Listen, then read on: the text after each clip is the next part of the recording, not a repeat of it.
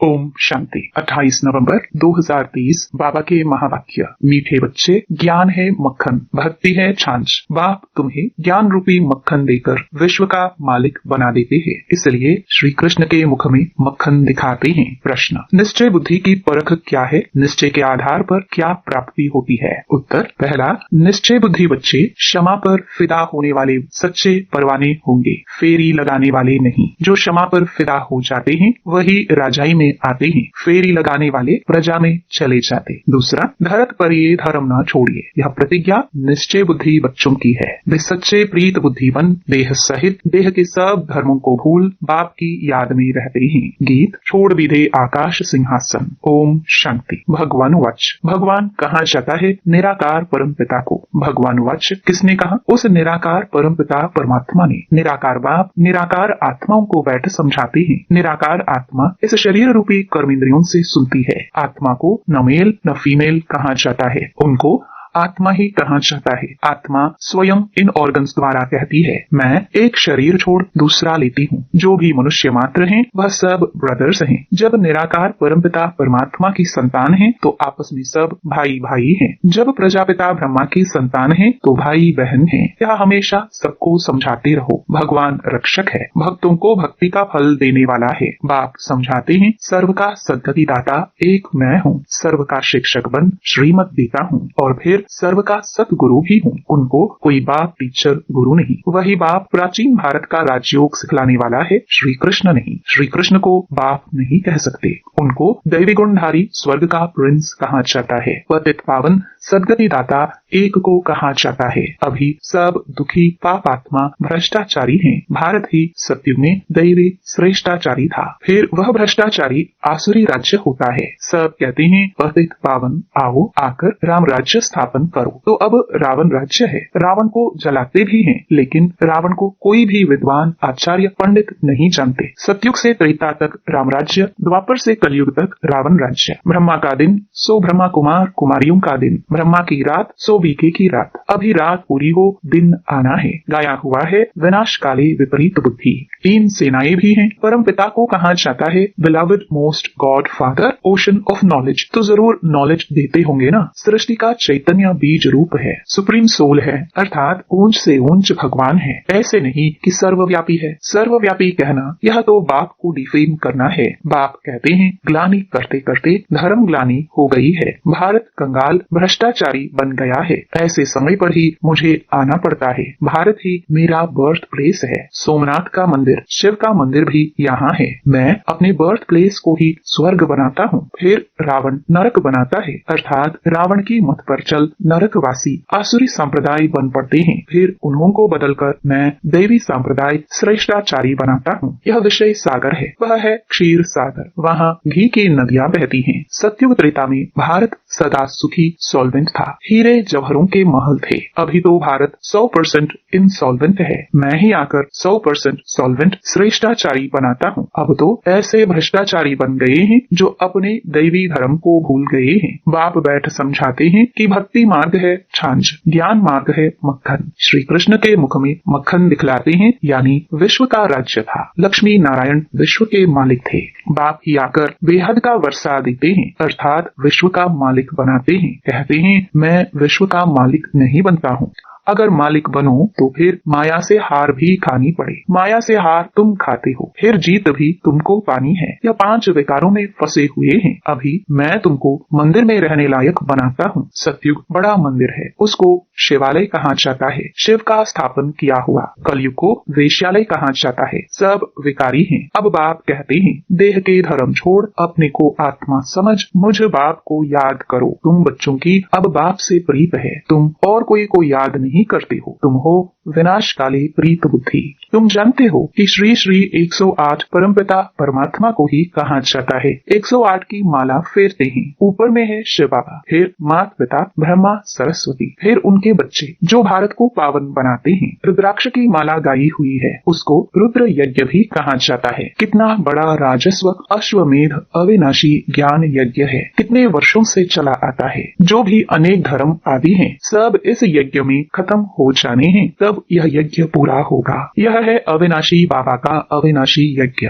सब सामग्री इसमें स्वाहा हो जानी है। पूछते हैं विनाश कब होगा? अरे जो स्थापना करते हैं उनको ही फिर पालना करनी होती है। यह है शिव बाबा का रथ। शिव बाबा इसमें रथी है, बाकी कोई घोड़े गाड़ी आदि नहीं है। वह तो भक्ति मार्ग की सामग्री बैच बनाई है। बाबा कहते हैं मैं इस प्रकृति का आधार लेता हूँ। बाप समझाते हैं पहले अव्यभिचारी भक्ति है, फिर कलयुग अंत में पूरी व्यभिचारी बन जाती है। फिर बाप आकर भारत को मक्खन देते हैं। तुम विश्व के मालिक बनने लिए पढ़ रहे हो। बाप आकर मक्खन खिलाते हैं। रावण राज्य में छाछ शुरू हो जाती है। ये सब समझने की बातें हैं। नए बच्चे तो इन बातों को समझ ना सके। परमपिता परमात्मा को ही ज्ञान का सागर कहा जाता है। बाप कहते हैं मैं इस भक्ति मार्ग से किसी को भी नहीं मिलता हूँ। मैं जब आता हूँ तभी आकर भक्तों को भक्ति का फल देता हूँ। मैं लिबरेटर बनता हूँ। दुख से छुड़ाकर सबको शांति धाम सुख धाम ले जाता हूँ। निश्चय बुद्धि विजयंती, संशय बुद्धि विनश्यंती। बाप क्षमा है। उस पर परवाने कोई तो एकदम फिदा हो जाते हैं, कोई फेरी पहनकर चले जाते हैं, समझते कुछ नहीं है। फिदा होने वाले बच्चे जानते हैं बरोबर बेहद के बाप से हमको बेहद का वर्षा मिलता है। जो सिर्फ फेरी पहनकर चले जाते हैं वह तो फिर प्रजा में ही नंबरवार आ जाएंगे। जो फिदा होते हैं वह वर्षा लेते हैं नंबरवार पुरुषार्थ अनुसार। पुरुषार्थ से ही प्रारब्ध मिलती है। ज्ञान का सागर एक ही बाप है। फिर ज्ञान प्राय लोप हो जाता है। तुम सदगति को पा लेते हो। सतयुग त्रेता में कोई गुरु गोसाई आदि नहीं होते। अभी सब उस बाप को याद करते हैं क्योंकि वह है ओशन ऑफ नॉलेज। सबकी सदगति कर देते हैं। फिर हाहाकार बंद हो जय जयकार हो जाती है। तुम सृष्टि के आदि मध्य अंत को जानते हो। तुम अब त्रिकालदर्शी त्रिनेत्री बने हो। तुमको रचता और रचना के आदि मध्य अंत की सारी नॉलेज मिल रही है। यह कोई दंत कथा नहीं है। गीता है भगवान की गाई हुई, परंतु श्री कृष्ण का नाम डाल खंडन कर दिया है। तुम बच्चों को अब सबका कल्याण करना है। तुम हो शिव शक्ति सेना। वंदे मातरम गाया हुआ है। वंदना पवित्र की ही की जाती है। कन्या पवित्र है तो सब उनकी वंदना करते हैं।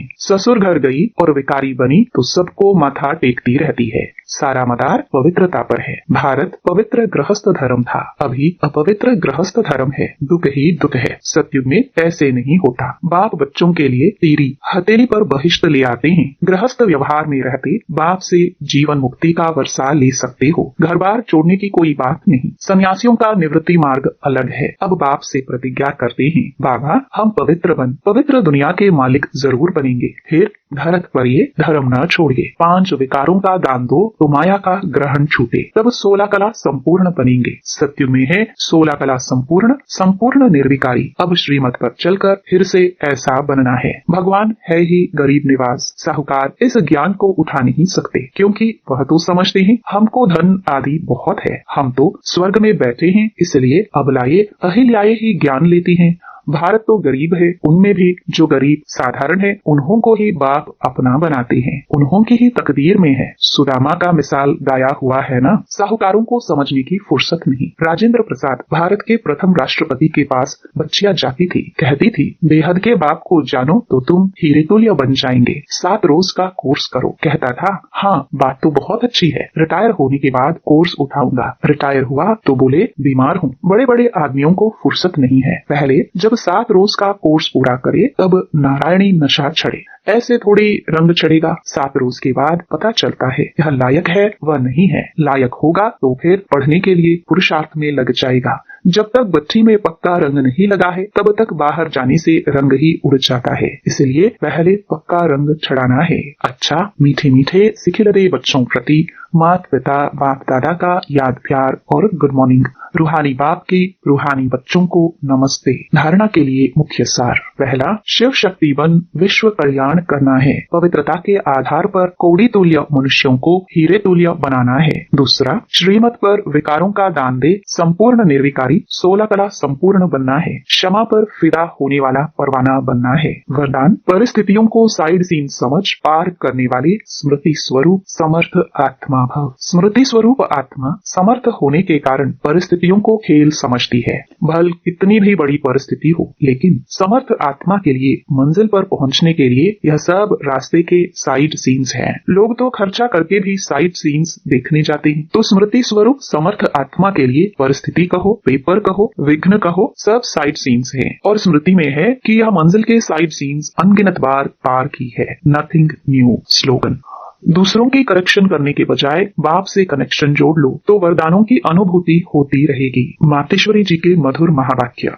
सिर्फ ओम के शब्द के उच्चारण से कोई फायदा नहीं। ओम रटो माना ओम जपो। जिस समय हम ओम शब्द कहते हैं तो ओम कहने का मतलब यह नहीं कि ओम शब्द का उच्चारण करना है। सिर्फ ओम कहने से कोई जीवन में फायदा नहीं, परंतु ओम के अर्थ स्वरूप में स्थित होना, उस ओम के अर्थ को जानने से मनुष्य को वो शांति प्राप्त होती है। अब मनुष्य चाहते तो अवश्य हैं कि हमें शांति प्राप्त होवे। उस शांति स्थापन के लिए बहुत सम्मेलन करते हैं, परंतु रिजल्ट ऐसे ही दिखाई दे रही है जो और अशांति दुख का कारण बनता रहता है। क्योंकि मुख्य कारण है कि मनुष्य आत्मा ने जब तक 5 विकारों को नष्ट नहीं किया है तब तक दुनिया पर शांति कदाचित हो नहीं सकती। तो पहले हर एक मनुष्य को अपने 5 विकारों को वश करना है और अपनी आत्मा की डोर परमात्मा के साथ जोड़नी है, तब ही शांति स्थापन होगी। तो मनुष्य अपने आप से पूछे, मैंने अपने 5 विकारों को नष्ट किया है, उन्हों को जीतने का प्रयत्न किया है?